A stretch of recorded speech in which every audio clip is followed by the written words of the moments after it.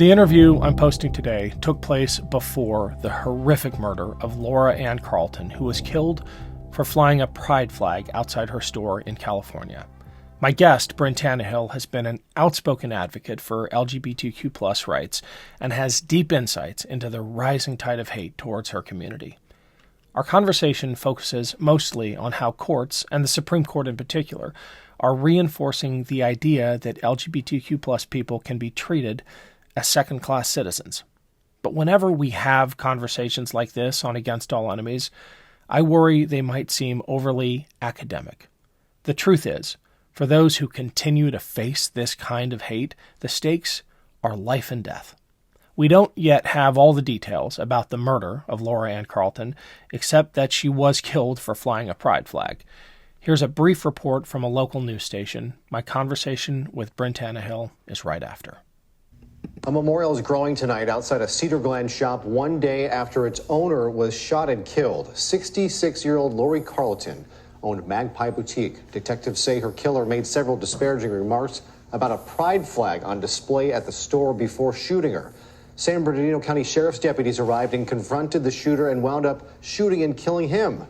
Carlton is survived by her husband and 9 children. County Supervisor Don Rowe posted a message to social media today calling this a senseless act of hate and violence, saying everyone deserves to live free of hate and discrimination.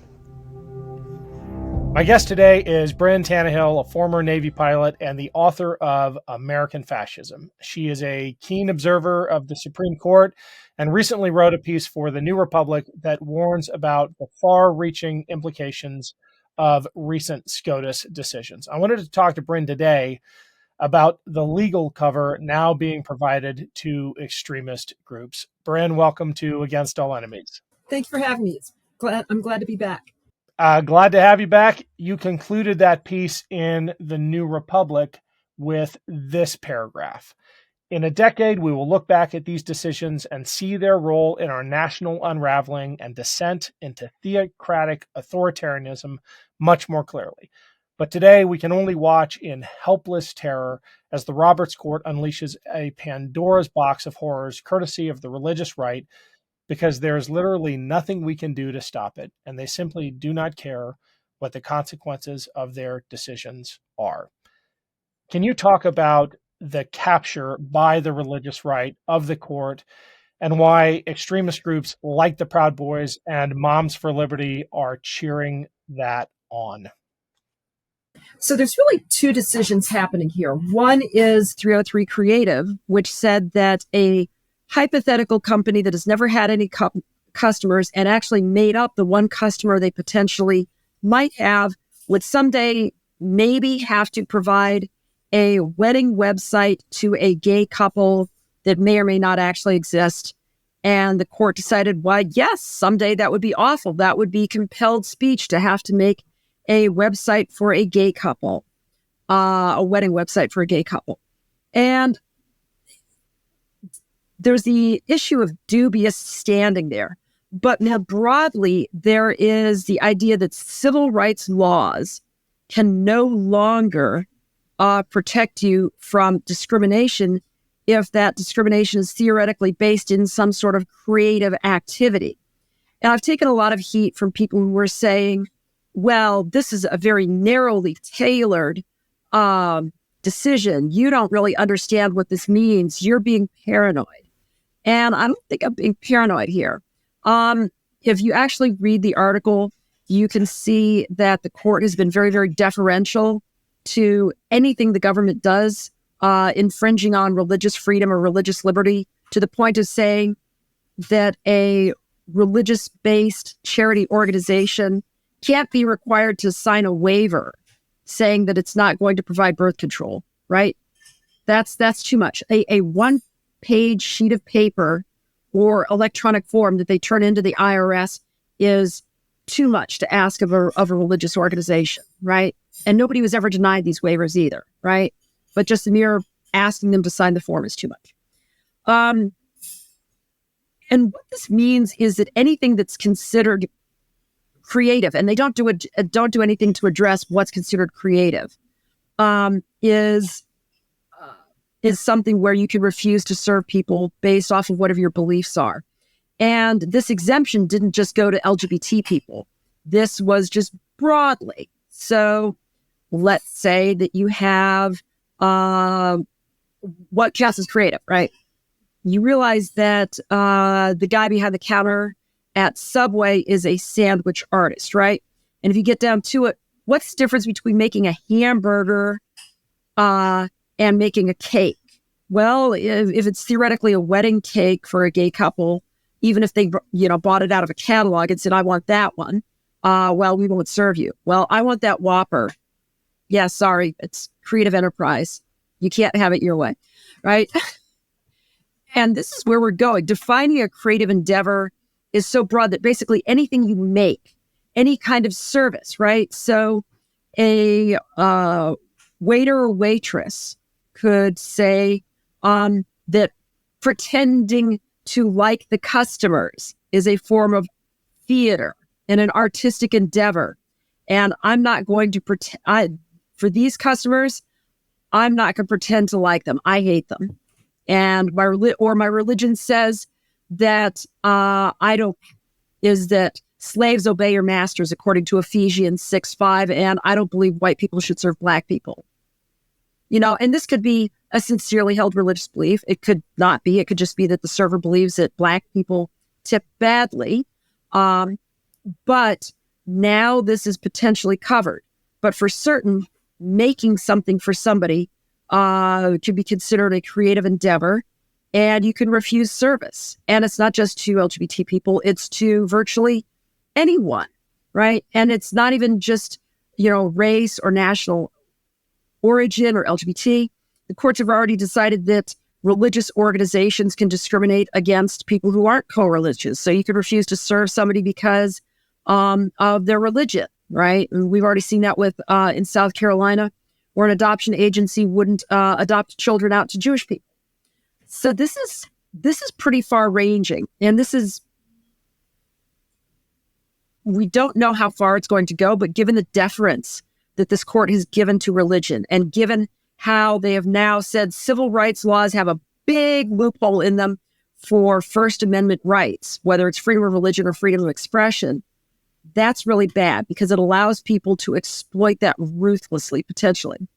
And I'm going to point out, it's already starting to happen. We're seeing people like Ben Shapiro and Crowder and Walsh already saying that the Civil Rights Act of 1964, which would protect from these sorts of discrimination, should go away entirely, right? And this is kind of the Pandora's box that it's opened. And it's going to lead to people discriminating pretty blatantly and being willing to test the law. I'm going to offer one more thing up that's kind of a criticism of my critics, which is last year when Dobbs went down and I sounded the alarm and said, this is really, really bad. This is going to have downstream effects. And the response that I got was, it'll be fine. It's nearly terror. It's only abortion. Well, over the weekend, the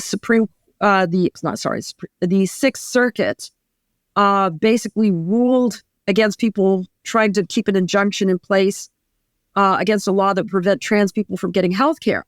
And this decision by the Sixth Circuit in a 2-1 decision cited Dobbs 9 times when saying states can deny anybody health care for pretty much any reason they want.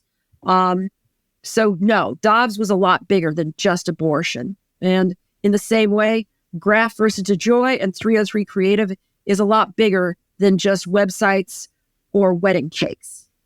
These cases have presented themselves as defenses of religious liberty. That's how they've worked their way through the courts. That's the argument being made by the plaintiffs or sometimes defendants in these cases.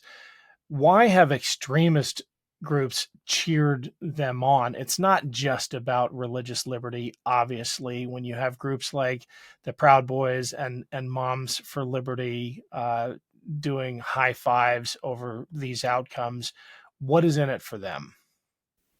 So one of the things that I highlight in American Fascism repeatedly is that there is a long-standing connection between white nationalism, racism, and the modern far-right movement and the evangelical movement. They're all kind of one big lump of history together. And, the easiest way to point to that is the Southern Baptist Convention was founded by a bunch of people who thought that they were being discriminated against in the Baptist church for being slave owners. And they didn't like that. And they created it to justify slavery and to have their pro-slavery religious club.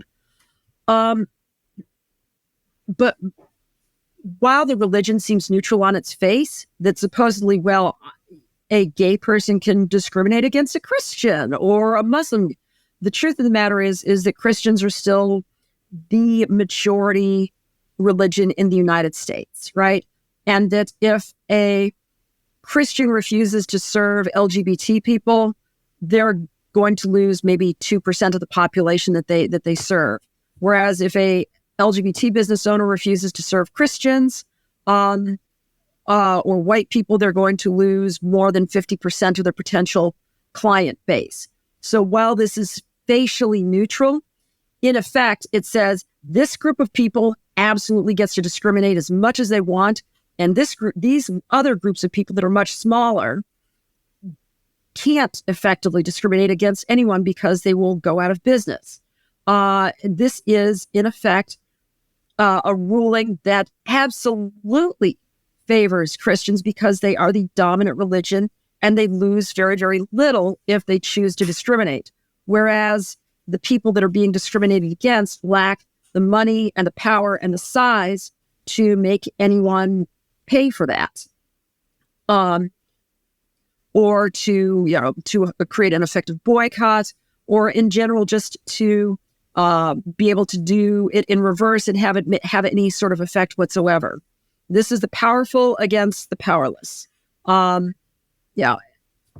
It's one of a piece, and it starts ushering in a new era where racial discrimination becomes possible again, no matter what civil rights laws we pass. And that's exceptionally, exceptionally dangerous because it takes us back to a place that's pre-Civil Rights Act, potentially. They're okay. Now, I will say that can you refuse to serve someone or sell someone, a package of chewing gum that you did not make, that you don't interact with them, they go to the rack, they pick it up, they run it across the scanner, and they leave the store.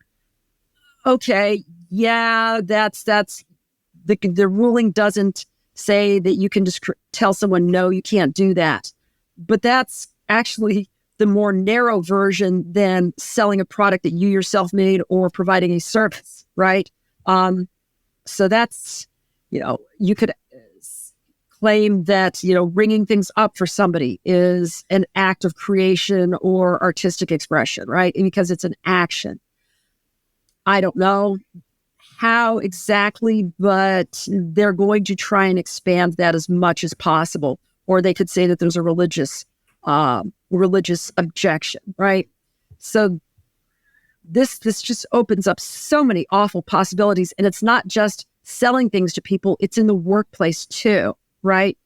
What if in the workplace you want to misgender coworkers, you don't want to recognize the authority of a Black supervisor, you don't want to recognize the authority of a female supervisor, you don't want female employees, right? Because you think women should be at home making babies and raising children, right? This opens up all kinds of nasty, nasty, nasty possibilities going forward if civil rights laws no longer apply. The last time we spoke, you talked about the anti-trans legislation sweeping the country enabled by some of these court decisions. You talked about the implications for you, and I think you gave the example of singing to your kids in the car in Texas. I'm wondering, well, it's a moral panic like every other moral panic this country has experienced in that it's about something else, right?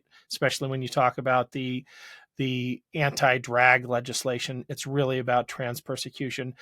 But it is different in that this time it is giving a violent group or violent groups a point of attack. It's giving them a place to focus their energy.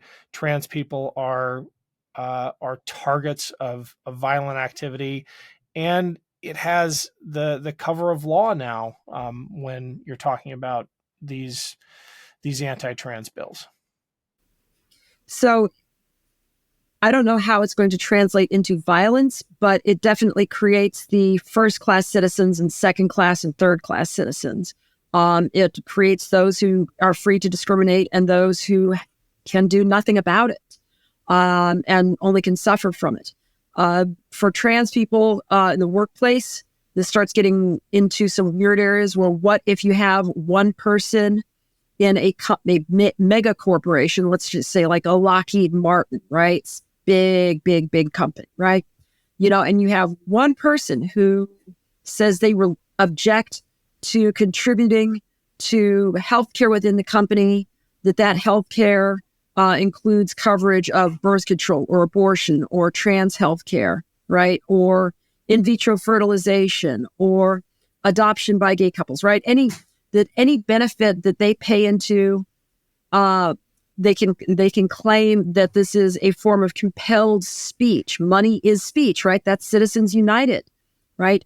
And the company takes money from me out of my paycheck and they spend it on things that I object to. And this is a form of compelled speech saying that I support any of these things that I don't like for religious reasons, right? Well, what happens then? And the answer is, I don't know. But the rulings the court has given so far suggest that the court is going to be very, very open to telling corporations, yeah, you can't provide birth control anymore if even one person objects. You can't let trans people use bathrooms on corporation premises if anyone objects. You can't provide healthcare to trans people. You can't provide abortion. You can't provide adoption services to couples. You can't provide in vitro fertilization. You can't, right? And that's going to start bumping up against federal law on what has to be in healthcare provided by companies, and it's going to start bumping into what state law says about companies have to provide to employees. Now, ERISA figures into that, but that's like another legal topic altogether. But if a company exists solely within one state, right, then they have to abide by state insurance laws. Briefly, what are the things we should be looking for coming next? When I tell people to stay vigilant, what are they being vigilant for? So the things that I'd watch for next are stories of businesses trying to refuse customers on the basis of sex or religion, or on the basis of religion and discriminating on the basis of sex or race. Look for restaurants to start refusing service to LGBT customers, to Black customers, and being fairly blatant about it, and trying to expand the envelope of what the courts consider creative endeavors. Because if you can refuse to bake somebody a cake, you can refuse to cook them a hamburger, right?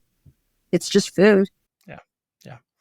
Well, thanks so much, Brynn. We would love to have you back. Really appreciate your insights. Thank you very much.